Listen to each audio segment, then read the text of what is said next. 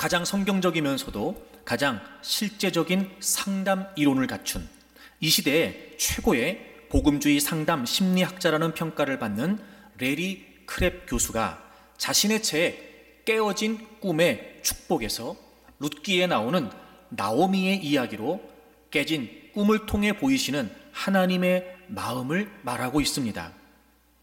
하나님은 보다 위대한 것을 향한 열망을 주시기 위해 선하지만 저차원적인 우리의 꿈을 깨뜨리신다.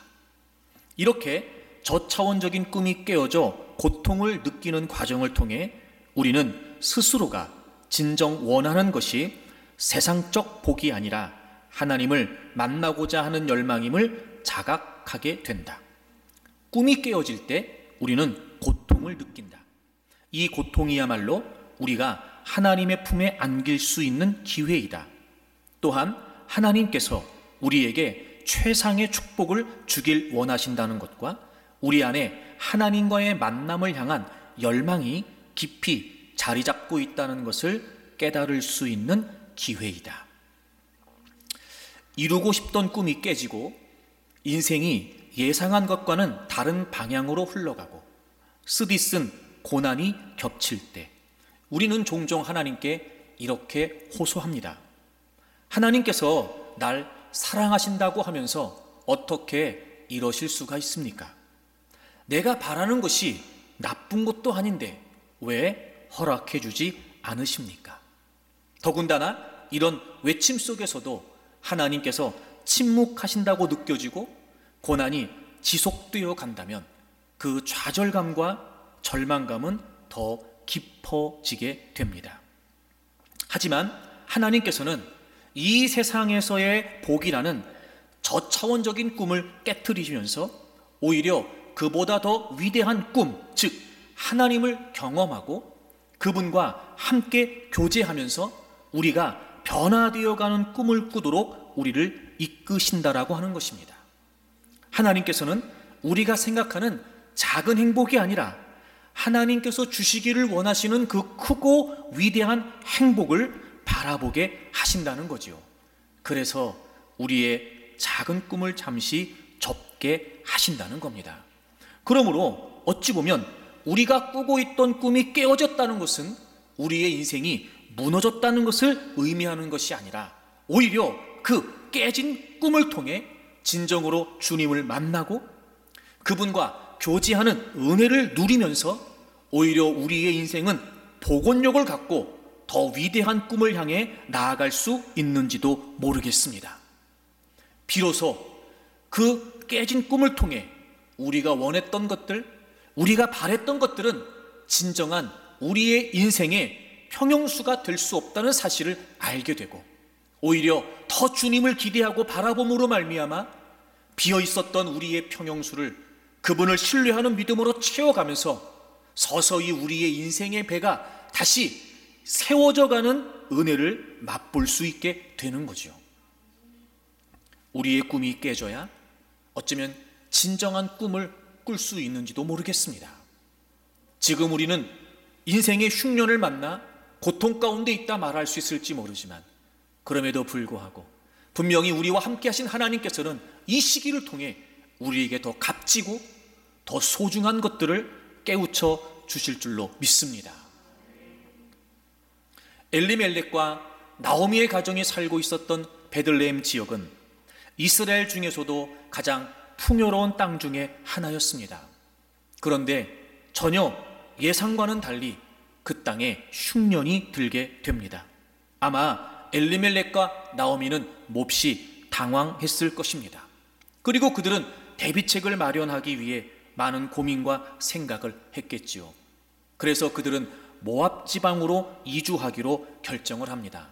양식 문제를 해결하기 위해 간 것이었습니다. 하지만 그들은 그 땅을 떠나서는 안 됐습니다. 왜냐하면 그들이 살고 있는 그 유대 지파의 베들레헴이라고 하는 지역은 바로 하나님께서 약속해 주셨던 하나님으로부터 부여받은 기업이었기 때문에 물론 흉년을 만났다고 하는 어려운 형편은 이해가 되지만 그럼에도 그들은 그 땅을 지켜야만 했던 겁니다. 게다가 그 모압 지방은 하나님을 섬기지 않는 이방 땅이었습니다. 다시 말해 지금 그들이 베들레헴에서 모압으로 이주를 한다는 것은 자신들이 섬기고 있었던 하나님의 신앙을 포기하고 모압의 이방신들을 섬기겠다라고 하는 것과 같은 의미였던 거지요. 결국 그들은 지금 흉년이라고 하는 어려운 상황을 만나서 하나님을 떠나 도피하여 해결하려고 시도했던 것입니다. 하지만 여러분, 하나님을 떠나다면 그 어떤 문제도 해결되지 않습니다. 하나님을 떠나서는 그 어떤 것도 얻을 수 없습니다. 당장의 상황은 이해가 되고 당장의 형편은 납득이 될지 모르지만 그럼에도 불구하고 하나님을 떠난다는 것은 여러분 그 어떤 경우에도 해결될 수 없다는 걸 잊지 말아야 됩니다. 결국 흉년이라고 하는 인생의 큰 위기를 만나 그들의 인생의 배가 기우뚱거리고 있을 때 그들은 하나님을 떠나 도피하여 모압 지방으로 내려가면서 마침내 그들의 항해의 배가 침몰되어 버린 것입니다. 복원력을 갖지 못한 채 그들은 흉년이라는 풍랑을 만나 그도 그렇게 무너지게 되었던 것입니다. 사랑하는 여러분, 여러분이 지금 어떤 상황과 문제 가운데 있다 할지라도 하나님을 떠나 도피하지 않기를 바랍니다. 오히려 하나님 앞에서 그 문제를 직면하시기를 바랍니다. 왜냐하면 우리는 그 하나님을 신뢰하기 때문에 그렇습니다. 하나님은 늘 우리에게 좋은 걸 주시는 분이십니다. 어려움도 환난도 고난도 반드시 선이 되게 하셔서 결국 우리의 인생에 좋은 일을 주시는 분이십니다. 당장 우리가 힘들다 하여, 당장 우리가 고통스럽다 하여, 당장 우리가 불편하다고 하여 여러분 하나님을 떠나 도피하게 된다면 그 어떤 것도 우린 얻을 수가 없습니다. 쉽지 않겠지만 그 시간을 견디고 있는 여러분들이 어려울 수 있지만 그럼에도 불구하고 하나님을 신뢰하는 믿음을 놓치지 않고 그 하나님 앞에서 직면하게 된다면 반드시 그 문제가 해결될 뿐만 아니라 하나님은 그 문제 뒤에 있었던 더 아름답고 그리고 존귀한 것들을 우리의 삶에 허락해 주실 줄로 믿습니다. 여러분, 우리의 인생의 복원력이 되시는 분은 하나님이십니다.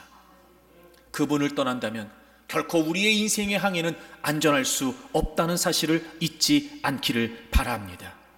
그래서 여러분, 우리는 끊임없이 우리와 하나님 사이를 갈라놓으려고 하는 거짓의 아비인 원수마귀의 계략을 늘 우리가 분별할 수 있어야 됩니다.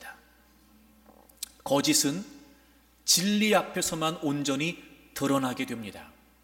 그러므로 우리는 끊임없이 하나님의 말씀에 집중해야 되고 하나님의 말씀에 대한 열심을 가져야만 합니다. 그래서 사단이 거짓으로 우리에게 다가와 우리는 알아차리지도 못하게 그럴듯하게 포장하여 오히려 하나님을 신뢰하지 못하게 만들고 우리를 믿음에서 이탈하게 하려고 할 때 늘 우리가 열심을 내었던 그 하나님의 말씀이 중심이 되어 그걸 분별해내고 그래서 우리가 대처하면서 이겨낼 수 있어야 할 것입니다.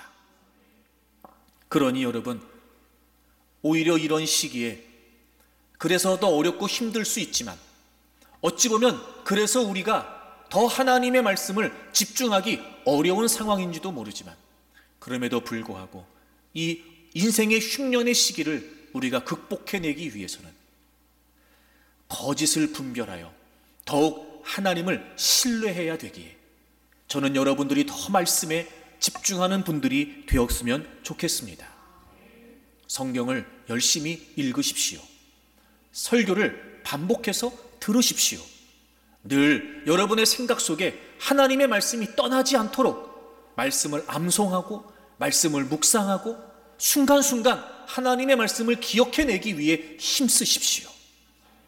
그래서 그 말씀이 여러분의 온 존재를 지배하여 늘 말씀으로 생각하고 늘 말씀으로 판단할 수 있는 말씀을 통해 주어지는 하늘의 지혜가 여러분에게 가득하기를 바랍니다. 그래서 더 이상 우리의 인생에 주어진 상황 때문에 그 상황을 급급히 해결해 가면서 끌려가는 포로의 인생을 살지 말고 여러분과 함께 하시는, 우리가 충분히 신뢰할 수 있는 그 하나님과의 깊은 교제 속에서 저는 여러분들이 여러분의 인생을 주도적으로 이끌어가는 프로가 될 수 있기를 바랍니다. 끌려가는 포로가 아니라 끌고 가는 프로 말입니다. 하나님이 여러분과 함께 하신다는 사실을 잊지 마십시오. 얼마든지 우리가 그 하나님을 신뢰할 수 있다는 사실을 놓치지 마십시오.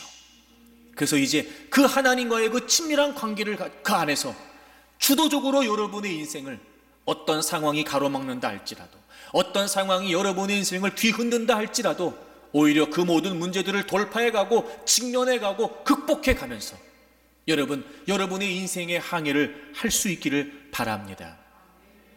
하나님을 떠나 도피하지 말고 하나님 앞에서 직면하여 저는 여러분의 항해가 안전하고 여러분의 항해가 확실해지기를 바랍니다. 그렇다면 또 우리가 이런 인생의 흉년을 만났을 때 어떻게 하나님을 신뢰해서 인생의 복원력을 가질 수 있을까요? 오늘 본문의 이야기를 보면 사실 한편 좀 많이 우울하고 또 비극적인 모습을 우리가 볼 수 있습니다. 여러분, 오늘 본문 1장 3절에 보시게 되면 그 엘리멜렉과 나오미의 가정이 모압 지방으로 내려가게 됩니다. 그리고 거기에 살면서 비극적인 상황을 경험하게 되죠. 여러분 3절에 보시면 나오미의 남편 엘리멜렉이 죽습니다. 가장이었던 엘리멜렉이 죽게 됩니다. 그리고 5절에 보시게 되면 말론과 기럨 두 아들도 죽게 됩니다. 여러분, 어려운 문제를 만났습니다. 그래서 그들은 어쩔 수 없이 모압으로 이주하기로 결정을 하고 그 인생의 위기였던 흉년을 피해 모압으로 내려갔는데 가장이었던 남편이 죽고 그리고 두 아들도 죽게 됩니다. 얼마나 슬펐을까요? 어쩌면 하늘이 무너지는 것 같았을 겁니다. 살 소망이 다 없어졌는지도 모르죠. 남편을 잃고 두 아들도 잃고 말이죠. 그런데 오늘 본문을 다른 각도에서 보게 되면 이게 지금 이 얘기만 하고 있는 게 아니다 라는 걸 우리가 알게 돼요. 여러분 3절을 다시 보실까요? 3절을 보시면 나오미의 남편 엘리멜렉이 죽고 나오미와 그의 두 아들이 남았어요. 가장은 잃었어요. 그런데 나오미 자신과 두 아들은 남았어요. 그리고 그 모압에서 두 아들이 결혼을 하여 오르바와 루시라고 하는 며느리를 얻게 되지요. 5절을 보실까요? 말론과 기럨 두 사람이 다 죽었어요. 그런데 여러분, 그 여인은 두 아들과 남편의 뒤에 남았어요.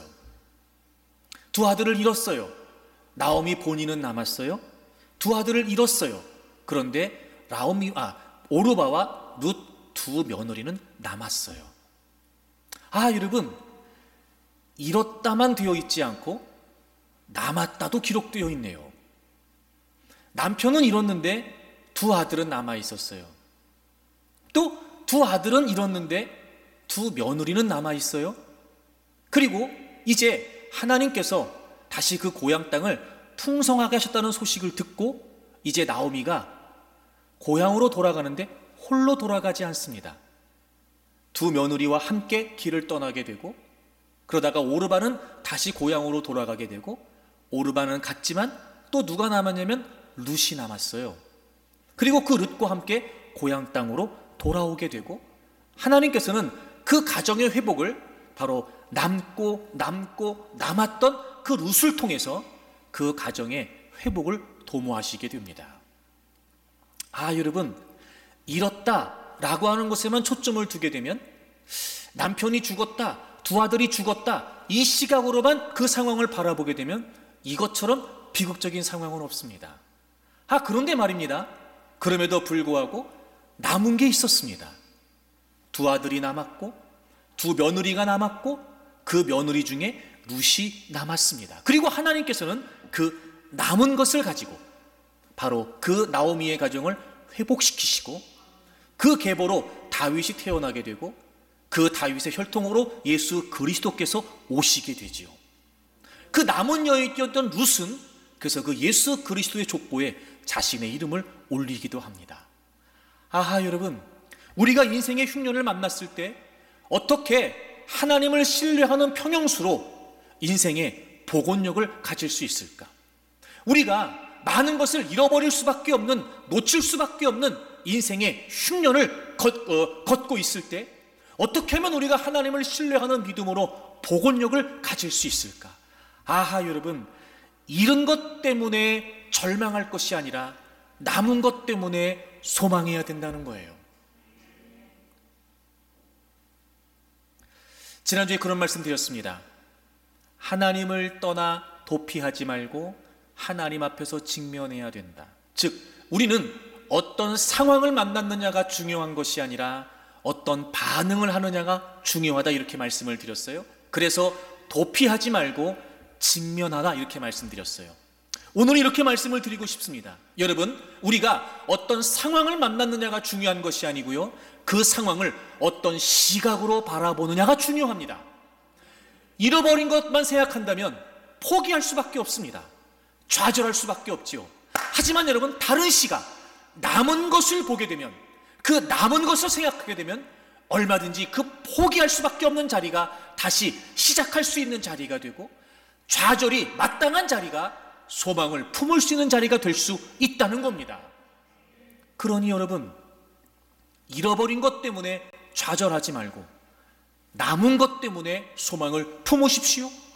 반드시 하나님께서는 그 남은 것을 통해서 역사하심으로 말미암아 우리의 인생이 복원력을 갖고 기우뚱거렸던 우리의 인생이 다시 우뚝 설 수 있도록 도와주실 것입니다. 물론 이런 것에 대한 아쉬움은 있을 수 있습니다.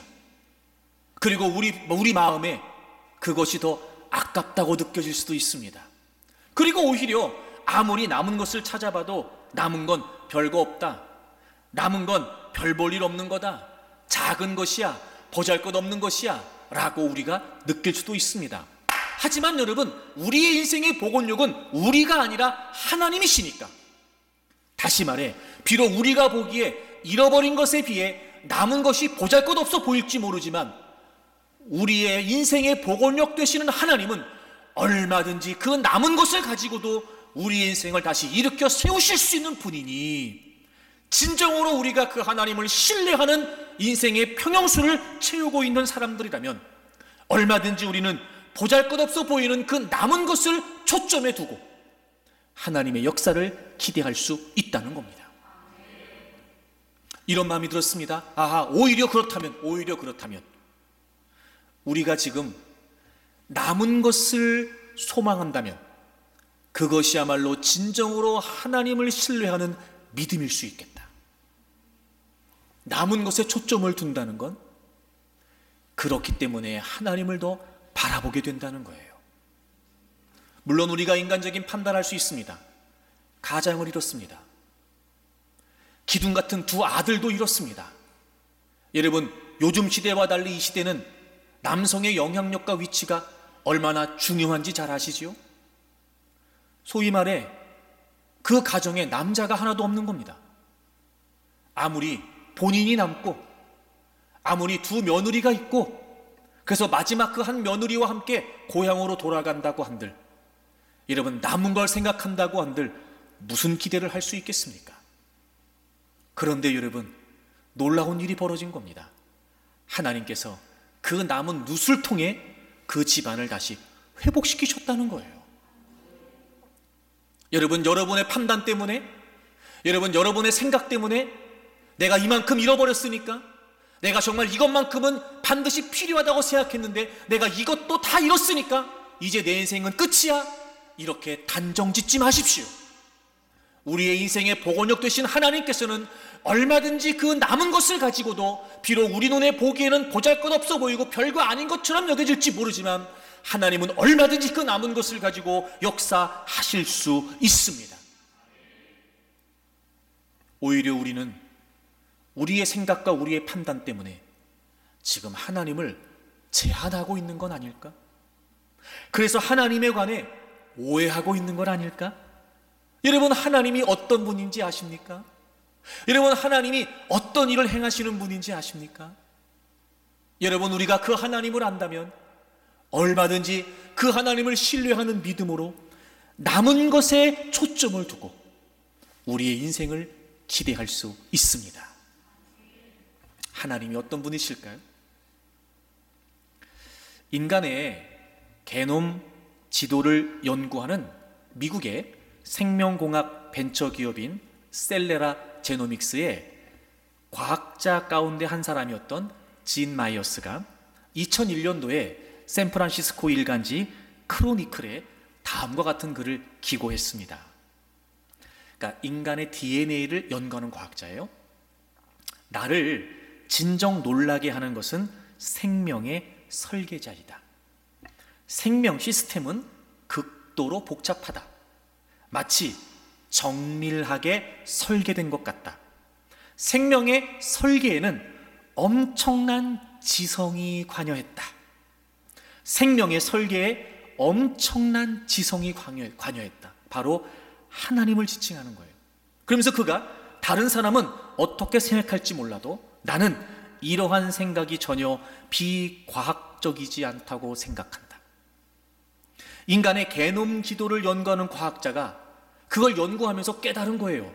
우리 몸의 이 신체에 이 생명 체계가 너무 정밀하게 설계가 되어 있다는 거예요.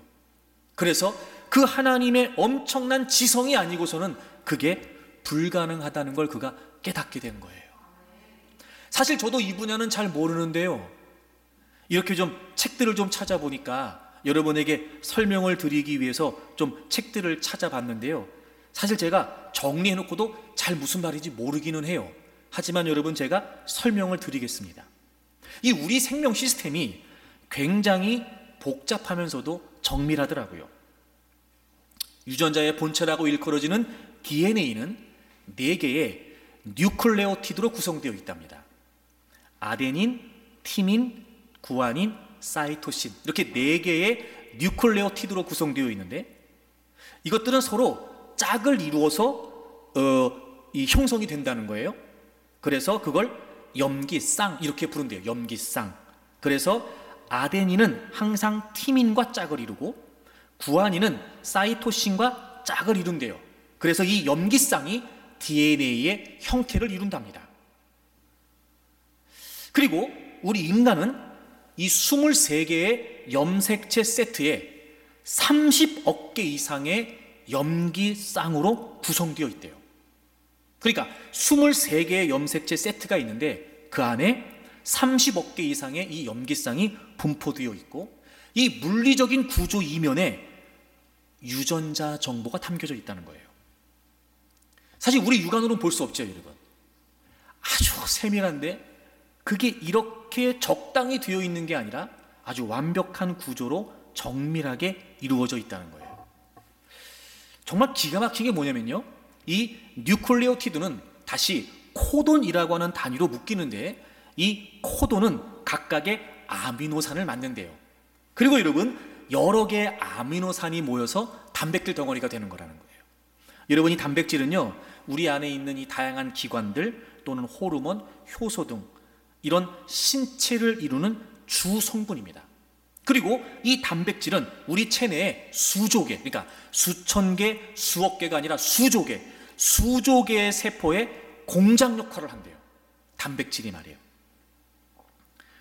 그런데 여러분, 놀라운 건 이 단백질을 이루는 게 아미노산인데 아미노산의 배열의 순서가 단백질의 기능을 결정한답니다. 그리고 이 수천 가지의 단백질은 각기 다른 세포 내에서 서로 다른 시기에 서로 다른 양으로 만들어진대요.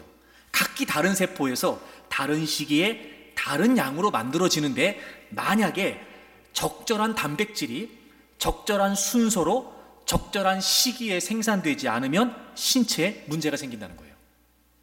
그러니까 이게 우리는 그냥 우리 몸이 자동으로 뭔가 되는 것 같지만 다 하나하나 체계가 있는 거예요. 체계가 있는 거예요. 그리고 더 기가 막힌 건 뭐냐면 이런 체계가 세포 내에 있는 감각 체계에 의해서 통제가 된다는 거예요. 그러니까 그냥 우리는 내가 내 몸이다 그래서 관심 없을지 모르지만 여러분, 우리 몸이 이렇게 세밀하고 정밀하게 구성이 되어 있고요, 이걸 연구하는 학문이 바로 분자 생물학이라고 합니다. 이렇게 정밀하고 아주 치밀하게 구성이 되고 그것들이 작용을 하고 또 그것들이 통제가 돼서 사실은 우리의 생명체계가 유지되고 있었다는 거예요. 그러니까 사람들은 지금까지 오랜 시간 연구를 거쳐서 이런 것들을 밝혀내고 있으며 지금도 밝히고 있고 앞으로도 밝혀가겠죠. 근데도 다 완벽하게 밝힐 수가 없는 거예요. 그만큼 우리의 신체 구조가 아주 세밀하고 정밀하다는 거죠. 그렇다면 여러분,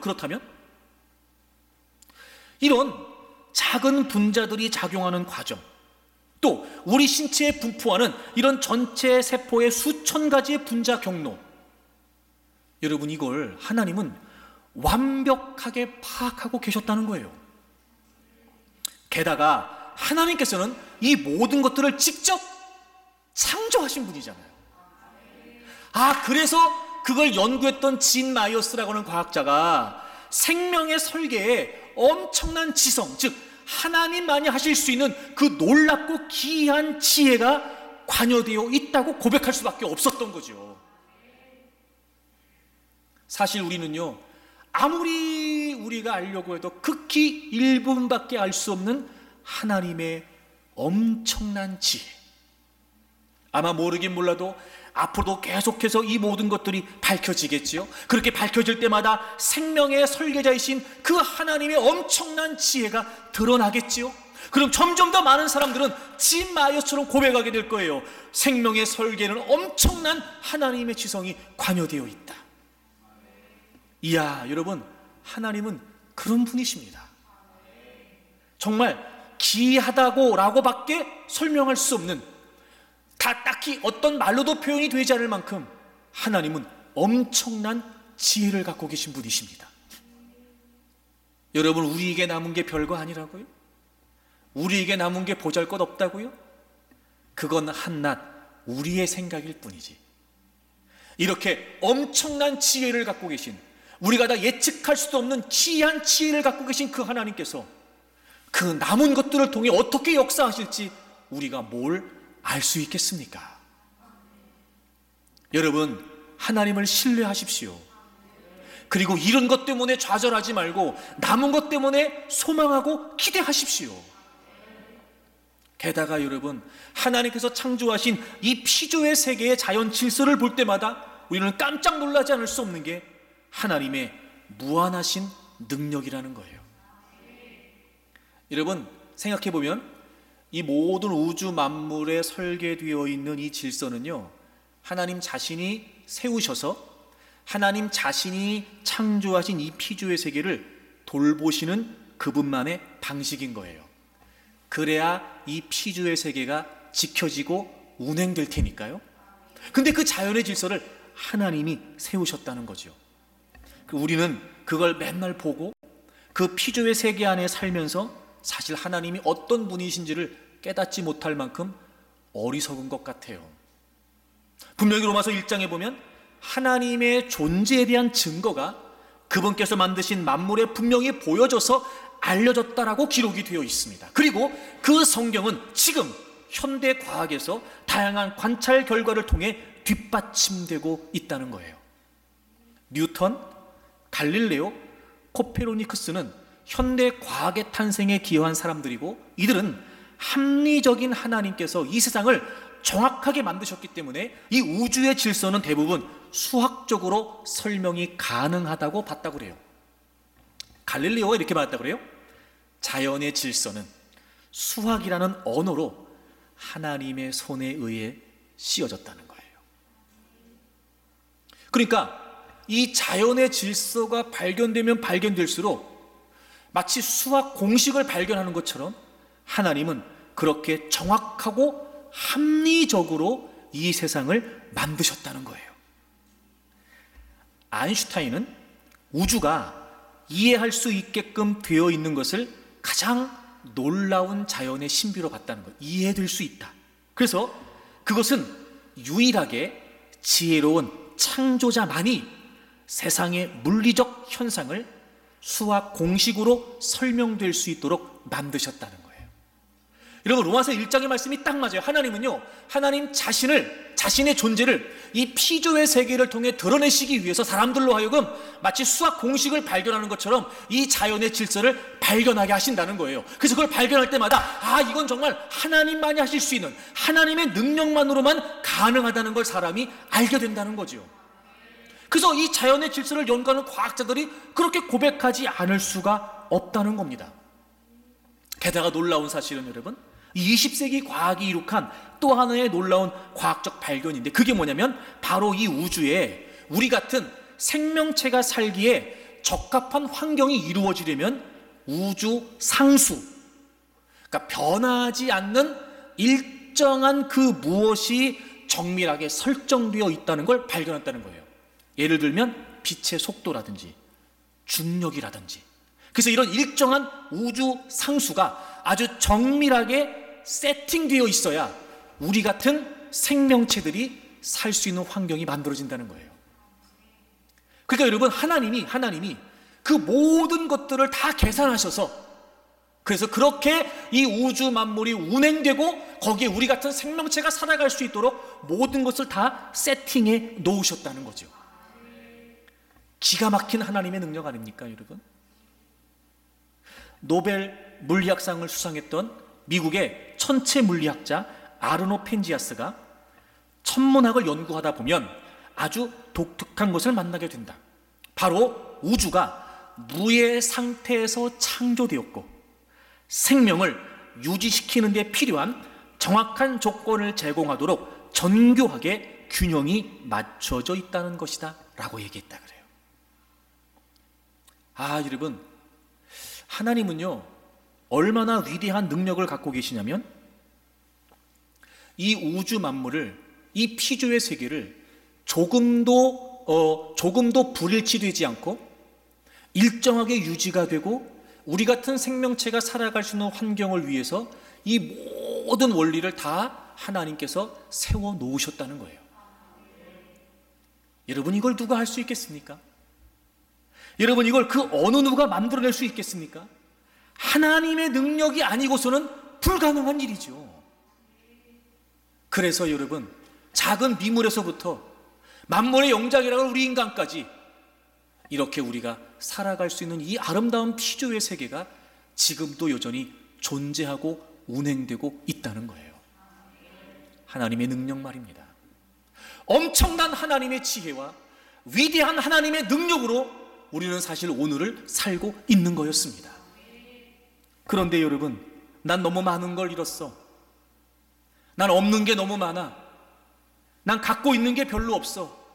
있어봐야 난 너무 보잘것없어. 여러분, 이건 오히려 하나님을 신뢰하지 못하는 불신의 모습이 아닐까? 우리의 인생의 보건력 되신 하나님은 놀라운 능력과 엄청난 지혜를 가지고 못하실 일이 없는 분이십니다.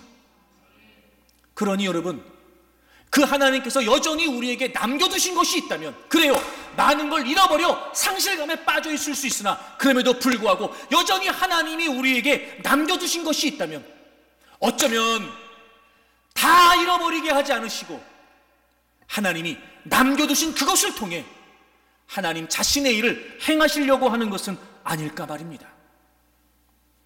그러니 여러분, 이런 것에 대한 아쉬움 때문에 좌절하거나 포기하지 마십시오.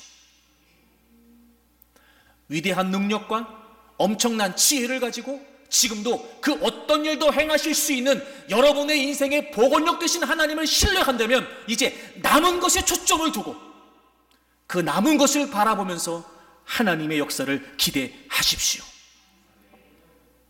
한 가지 여러분, 우리가 놓치지 말아야 될 사실은, 그래서 우리가 지금 잃은 것 때문에 좌절하고 포기하고 있다면, 물론 잃은 것에 대한 아쉬움과 상실감은 이해할 수 있으나 그것을 넘어서서 우리가 포기하고 있다면 그건 하나님을 신뢰하지 못한 채 우리의 고집과 욕심 속에 사로잡혀 있는 건지도 몰라요. 집착하지 마십시오. 욕심 부리지 마세요. 우리가 판단하기에는 그게 아니면 인생이 안 될 것 같지만 그렇지 않습니다. 오히려 하나님께서는 그래서 그 모든 상황을 통해 남겨두신 것을 우리에게 허락해 주셨고 그 남은 것을 통해 하나님을 기대하게 하시는지도 모르지요. 만약 지금 여러분들이 인생의 흉년의 때를 지나면서 잃은 것 때문에 좌절하고 포기하고 있다면 오늘 하나님께서 여러분에게 이렇게 질문하고 계시는 겁니다. 첫째, 남은 게 무엇이냐? 하나님이 물으시는 거예요. 둘째, 그 남은 것을 통해서 인생을 회복할 수 있는 나를 정말 신뢰하고 있느냐? 하나님이 묻고 계시는 거예요. 얼마든지 인간적인 마음에 포기하고 좌절하고 낙심하는 것을 이해할 수 있습니다. 하지만 우리 오늘 하나님 앞에서 그분의 질문에 답을 해야 됩니다. 여러분, 하나님이 다 잃게 하지는 않으셨습니다. 하나님은 그런 분이 아니시거든요. 어쩌면 그리고 그 남은 것을 바라보면서 우리가 하나님께 고백하기를 원하고 계시는지도 몰라요. 하나님, 제가 보기에는 어떤 가능성도 기대할 수 없습니다. 도대체 이걸 가지고 뭘 할 수 있단 말입니까? 하지만 여전히 제게 남은 것이 있고 하나님은 얼마든지 이 남은 것을 통해 제 인생을 세우실 수 있는 분이라는 걸 제가 믿습니다. 하나님, 남은 것이 아니라 남은 것을 통해 역사하실 수 있는 하나님을 제가 기대하겠습니다. 나의 인생의 복원력은 내가 아니었고 내가 갖고 있었던 그 무엇이 아니었고 오직 하나님 한 분뿐이시기에 제가 많은 것을 잃어버리고 상실감에 빠져 있으나 여전히 하나님께서 남겨두신 것이 있으니 제가 하나님을 신뢰하는 마음으로 기대하겠습니다. 여러분, 이렇게 고백하십시오. 그리고 하나님을 신뢰하는 믿음을 붙들기 위해 힘쓰십시오. 반드시 하나님께서 여러분이 기대하는 그 남은 것을 통해서 여러분의 인생을 일으켜 세워 주실 줄로 믿습니다. 그러니 여러분, 여전히 남아있는 거, 있는 거 찾으세요. 분명히 있습니다. 그리고 그 남은 것을 가지고 최선을 다하면 됩니다. 그럼 반드시 하나님께서는 역사해 주실 것입니다. 현대 경영학의 아버지라고 불리는 피터 드러커 교수가 쓴 피터 드러커 경영 바이블이라고 하는 책에 이런 내용이 등장을 해요. 많은 사람들의 강점이 아닌 약점에 초점을 맞추는 사람이라면 그는 결코 경영자의 역할을 맡아서는 안 된다. 사람들이 할 수 없는 것을 정확하게 알지만 그들이 할 수 있는 것은 전혀 보지 못하는 사람은 조직의 정신을 훼손시킨다.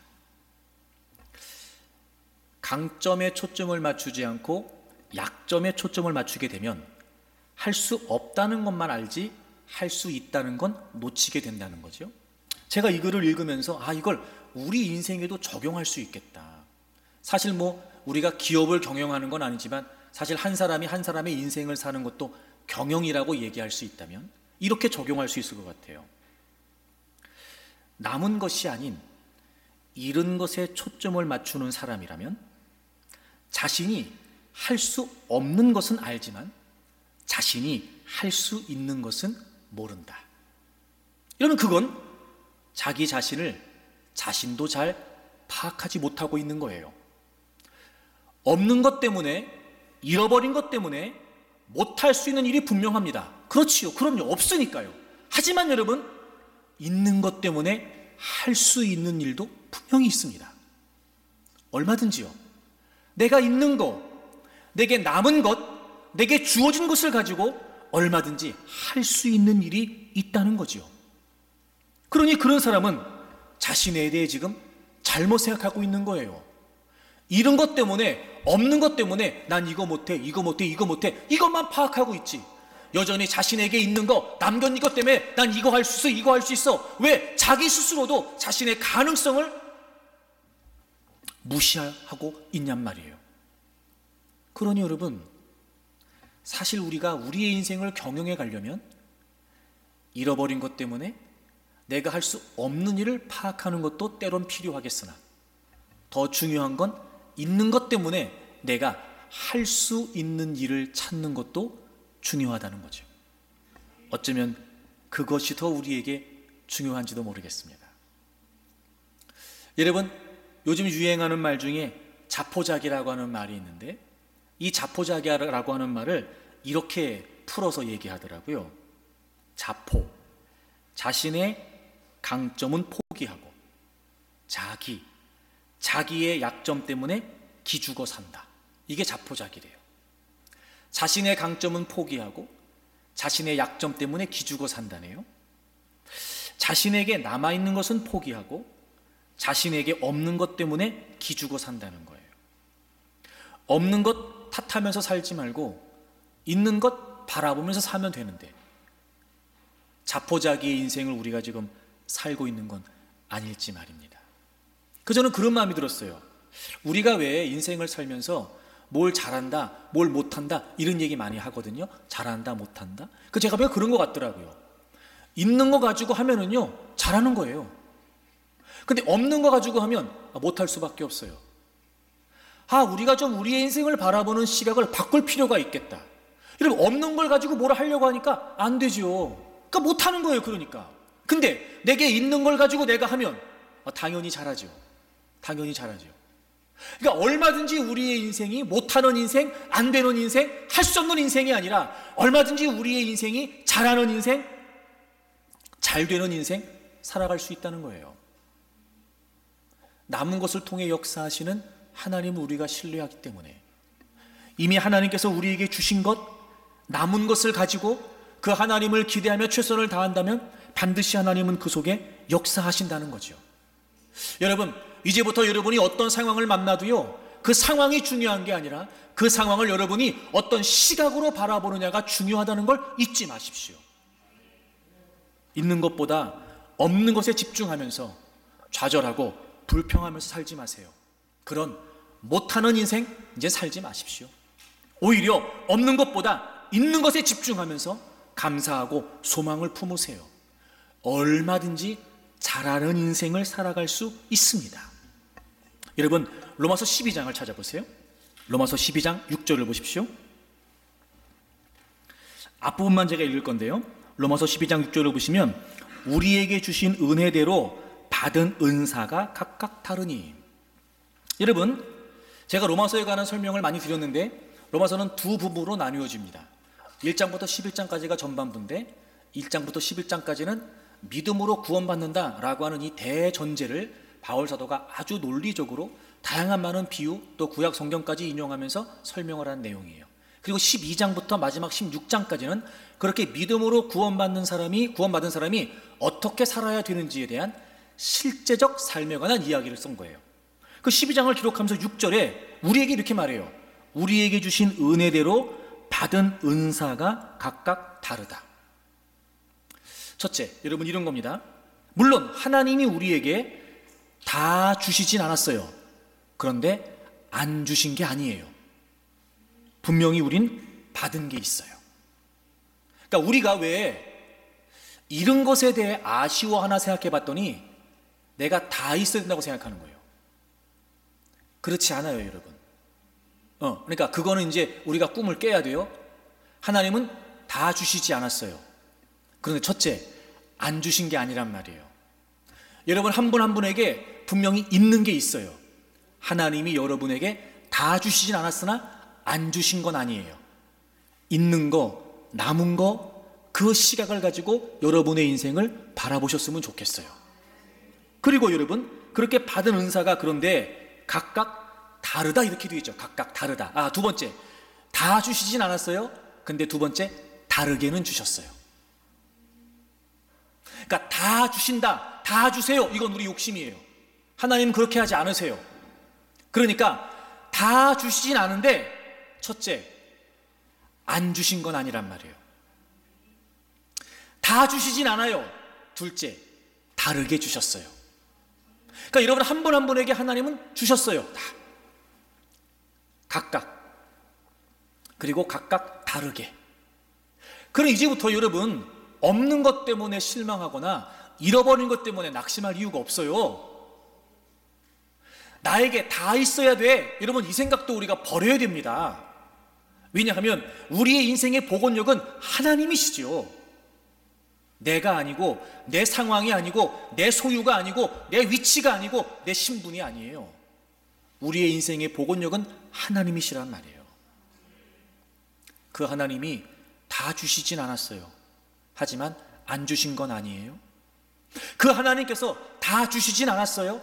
하지만 여러분, 다르게 주셨어요.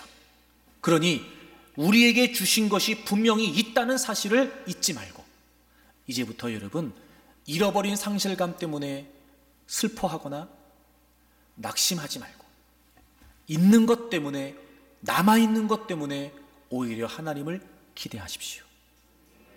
분명히 우리의 인생의 복원력 되신 하나님께서 그 남은 것을 통해 무한한 하나님의 역사를 일으키셔서 우리의 인생을 다시 회복하실 줄로 믿습니다.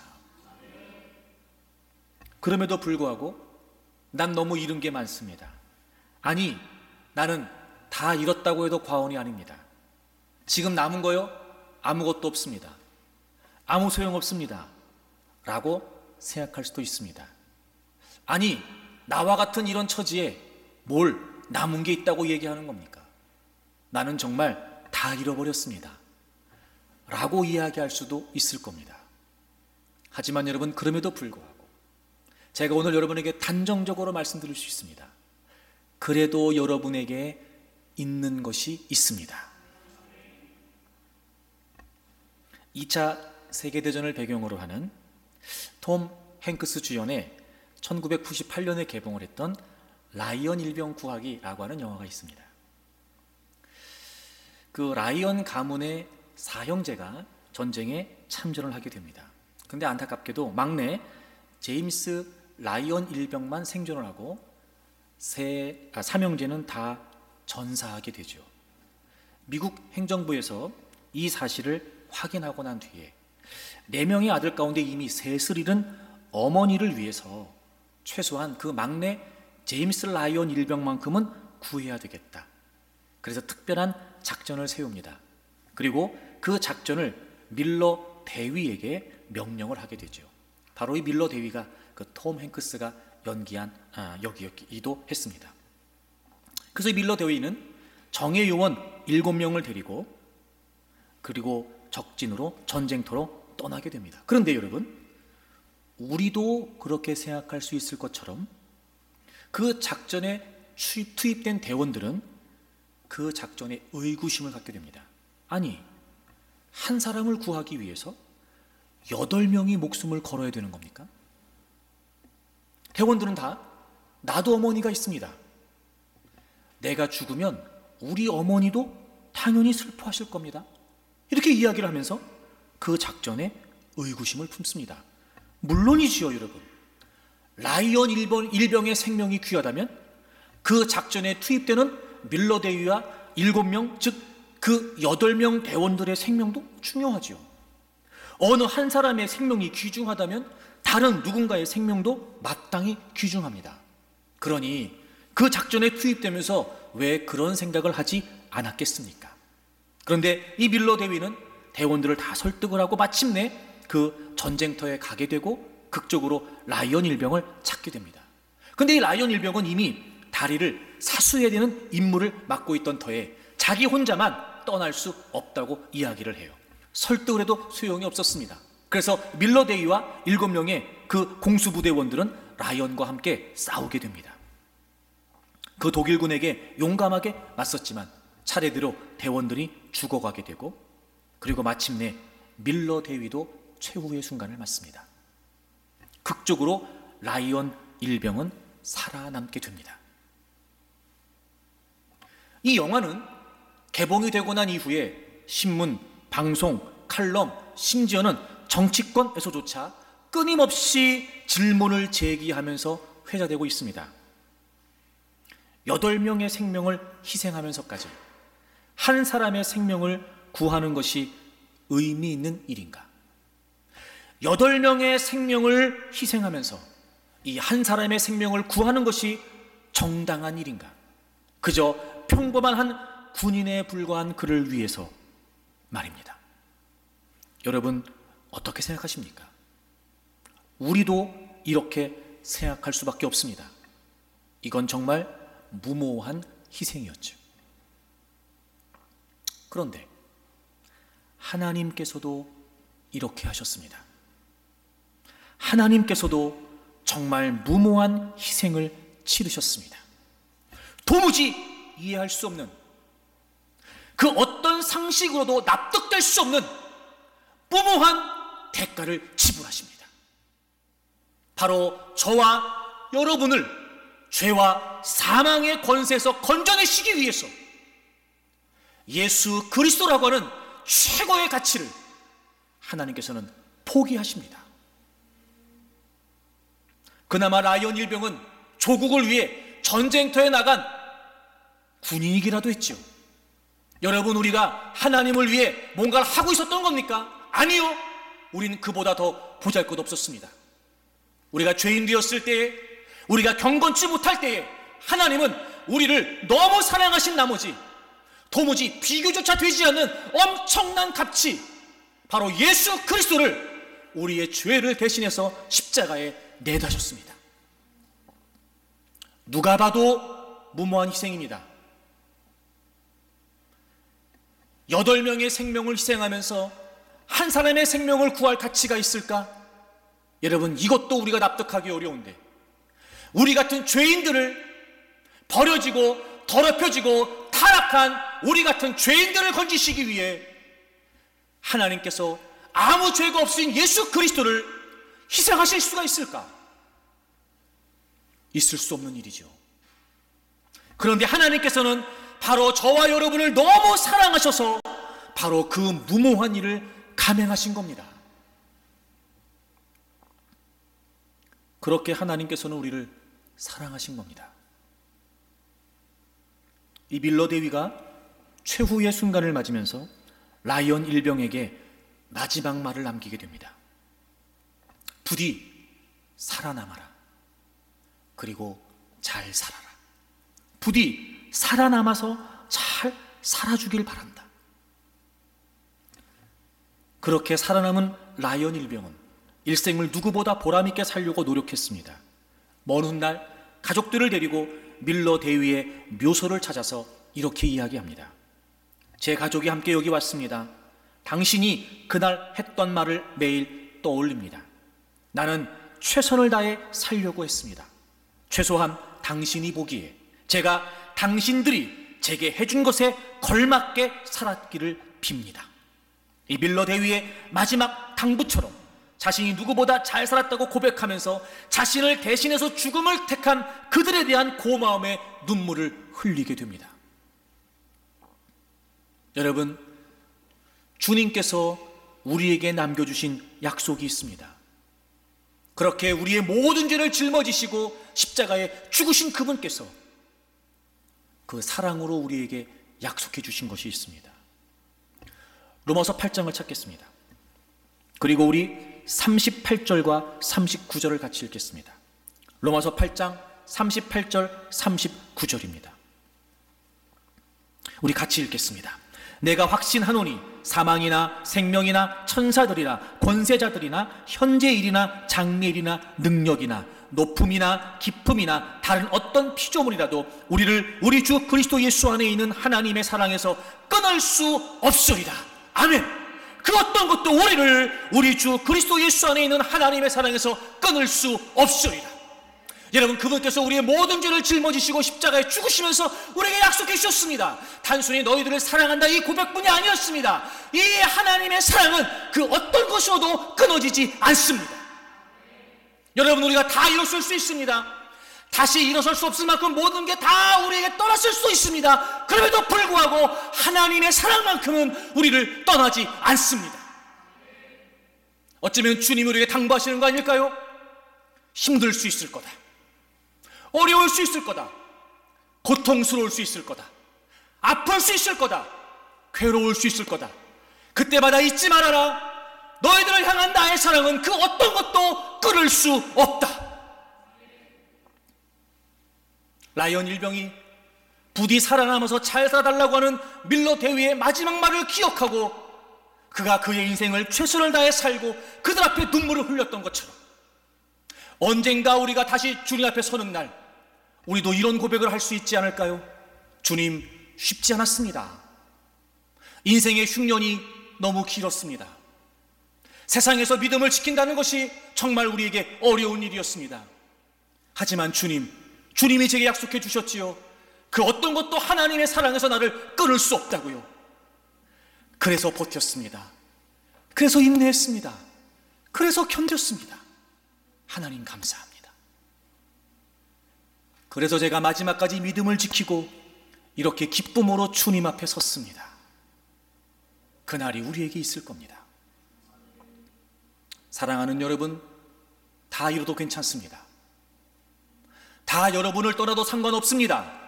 어차피 우리의 인생의 복원력은 하나님이십니다. 그리고 그분은 실제로 무모한 희생을 통해 하나밖에 없는 예수 그리스도를 우리 대신 십자가에 내어주셨고, 죽음까지도 그 어떤 것도 우리를 하나님의 사랑에서 끊을 수 없다고 우리에게 약속해 주셨습니다. 그러니 얼마든지 잃은 것 때문에 포기하지 않고 남은 것 때문에 기대할 수 있다는 겁니다.